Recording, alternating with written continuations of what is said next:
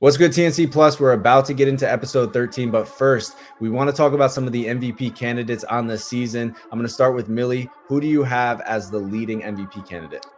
No brainer, ISO Tay. He's played great in every game aside from the last 3-on-3, which he was a little quiet, but you could argue in that last 3-on-3 that he wasn't necessarily used the right way.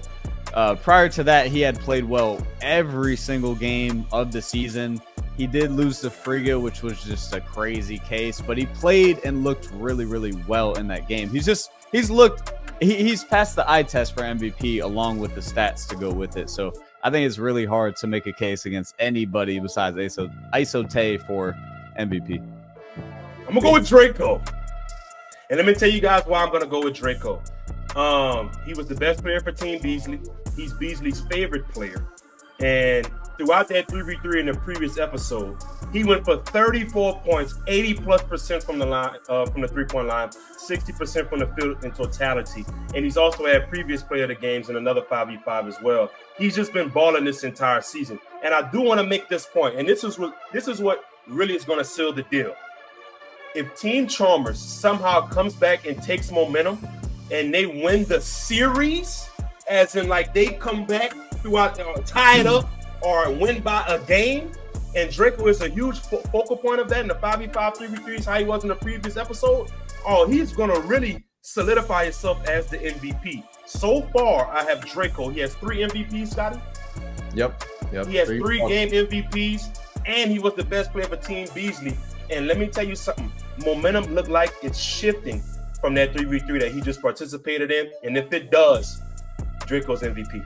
Draco's had a great season, but I want to add this to the end. Tay has performed A level in every single game type. So overall season, it's hard to argue against that for MVP. Draco has been great, but it's been predominantly in 5-on-5 and 3-on-3 setting. Tay's been great across the board in every game type. Yep. That's a good point. But what about ISO Tay's previous 3v3 when he allowed Rod to really dominate the game and he wasn't really aggressive how ISO Tay normally is? Yeah, that was the asterisk in the season for Tay. I feel like that 3-on-3 was the one slow game that he had. But I still think all his other performances, he looks so sharp. Yeah. He not only has been shooting the ball really, really well, he's been guarding really well. Across the board, he's super valuable. So not just with the shooting splits or not just with his defense, but with in every way that he can impact the game. I mean, he's MVP. I know some of the fans are going to take a stance too, because the last time we talked about this, Day-Day's name was thrown into the mix quite a bit. Where's Day-Day falling for you? B, you have Draco. Millie, you have Tay. Is Draco the next man, or is Day-Day the next man on that list? Is it Day-Day or Friga? I'm leaning towards Day-Day for the same reason I'm leaning towards Tay. I think he's been efficient and really good in several different game types. I think Friga has looked scary in the ones, and I don't think anybody wants to play Friga in the ones right now. I think if he would have beat Moon the second time, I would have him probably at the 3 spot for MVP. But since he lost to Moon that game, and I feel like he just didn't look as good as he did prior to that was his worst game of the season. Yeah. But he's looked really good. I would say top 5, but I would have Day-Day at the 3 spot. What about you, B?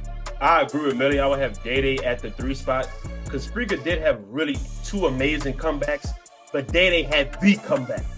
He had the comeback while dropping 50, and also Day-Day has a player of the game in a 3v3.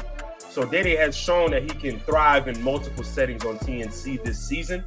Friga has really thrived in the 1, so I would probably have Day-Day at 3, Friga at 4.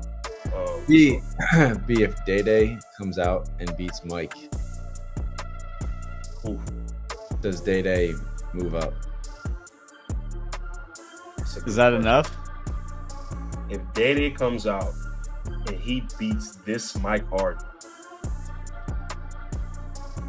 he would probably be right behind ISO Tay or Draco. Whoever you have as 1, he will be that 2. He will be that 2 behind whoever you have as 1. But I still wouldn't put him past a Tay or a Draco. Right. I still wouldn't.